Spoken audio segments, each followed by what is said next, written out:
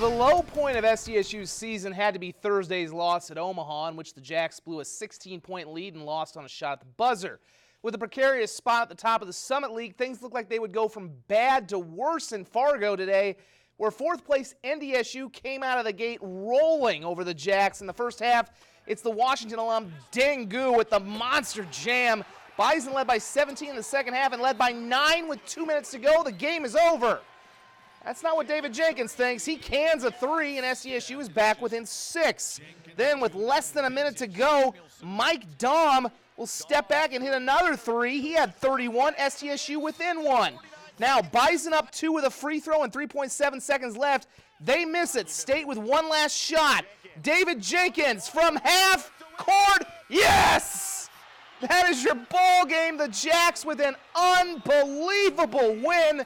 Take one more look on the replay as Jenkins, the bank's open late in Fargo, much to Bison fans' dismay. He had 24. SDSU with a phenomenal win, 78-77. Tough act for the Coyotes to follow in a game at Western Illinois. Key game for them to try and qualify for the Summit League tournament. First half, Coyotes slap it away from Brandon Gilbeck, and it's Brandon Armstrong finishing on the fast break. USD up 5. He had 11. Sophomore Stanley Amude, terrific again, hook in the lane for 2 of his 17 as USD goes back up by 5. Gilbeck was just not having a good day. He gets stripped again, and then great passing leads to a Tristan Simpson scoop. Simpson had 13. USD up 6 at the break, and Trey Birch Manning helps him ice it in the second half. He led the way with 20 points. This one from downtown. Coyotes with a big win, 80-67. For the first time in the Division I era, the South Dakota women's basketball team takes the floor as a ranked team. And with the majority of the teams ahead of them in the rankings losing this week, the Coyotes will likely move up from number 25 if they can win today at Western Illinois, which kind of looked tough for a little while. They got off to a bit of a slow start. Taylor Frederick from the baseline splashes the jumper. However, USD trails by 1 after 1, and they were actually down by 5 in the second quarter. When Kira Duffy says enough of that. NBA range 3 for her. She had 18.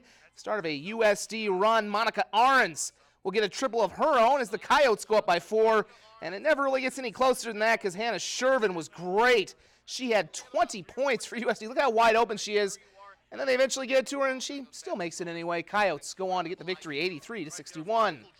They head to SDSU next week. Jacks with their final road game of the year at NDSU today. Not as dramatic as the men's game, and frankly, that's to be expected because NDSU women's basketball hasn't provided much drama of late. Macy Miller in the first quarter with a spin in the post. It was 21-15 SDSU after 1 second quarter.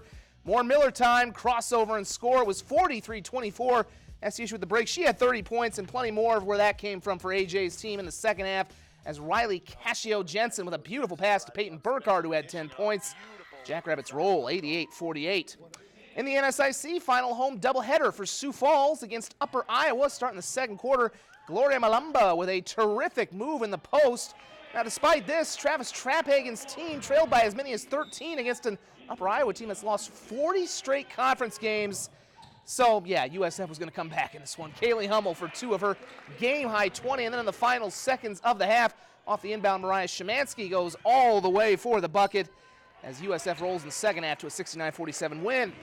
The men's game was up next, and they were striking up the band for their top scorers, namely this guy, Trayvon Evans, breaks an ankle and goes all the way to the hoop for 2 of his game-high 28 as USF leads by 11 in the second half. And if Evans is going, you know Drew Giebert is, even though you wouldn't know it by that Chris Johnson reaction. Giebert with 20 points on the day. Cougars pulling away, and take a look at some great hustle coming up here from Tessie Powell. He's going to miss the reverse inside.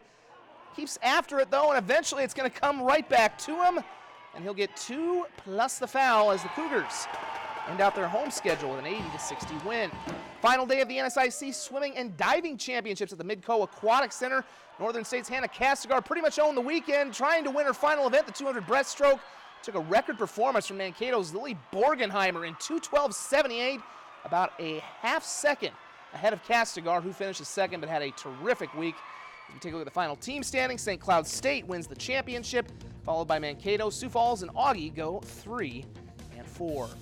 The regular season finale for Class B boys hoops might as well be a preview of the season, could be a preview of the season finale come championship Saturday in Aberdeen next month as the 4th-ranked Bridgewater Emory Huskies pay a visit to top-ranked Viborg Hurley, and this one was quite the battle in the first half. In the first quarter, it's Brody Sherman going cross-court and finishing to extend the Cougars' lead to 5. Move ahead to the second quarter, play of the night on the hardwood. Other than that half-court buzzer beater, Chase Mason thundering that one down. However, Bridgewater Emory, Ethan, you think that would have been a spark for Viborg Hurley? The Huskies assured that it was not. Sawyer Schultz with a big 3 as the Huskies build a 10-point lead. And then in the final minute of the half, it's Mr. Schultz, and you can call him Mr. if you're in Viborg Hurley because he had himself a night. Look at that bucket. Bridgewater Emory pulls away to get the victory by a final of 62-45. Fourth-ranked Harrisburg's girls hosting defending state champion Aberdeen. The winningest coach in history for Aberdeen, Dawn Seiler. She gets a long-distance connection from Emma Yeski, who led the Eagles with 9 points. However, Harrisburg had way too much firepower for him. Janiyah Ugofsky with the up and under for her team. She had 13 points to lead the way. And then on defense, Carolyn Haar with the steal gets ahead to Emily Boyer, who will put it up and in. Tigers up by 20 after 3. They go on to get the victory by a final of 54-28. Check out our website, kdlt.com. We will have highlights from the region wrestling tournaments in 1A and 2B coming up shortly after our show. We're back in one moment.